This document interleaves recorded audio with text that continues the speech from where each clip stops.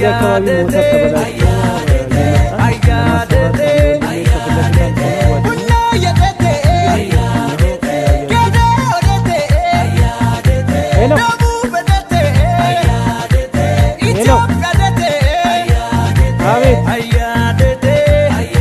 አቤት አቤት ሄሎ ንዳው ችግር የለውም እየመጣው ነው እኔ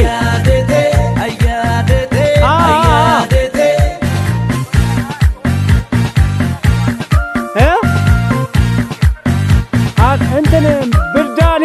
ብርዳ ልፍ ያለው አዎ እንትኑ መንገድ አይደለም እንትኑ ሀይቁ ጋር የለም የሆነች ኩሬ እንትን ወንዟ ጋር እሺ ችግር የለውም እየመጣው ነው እሺ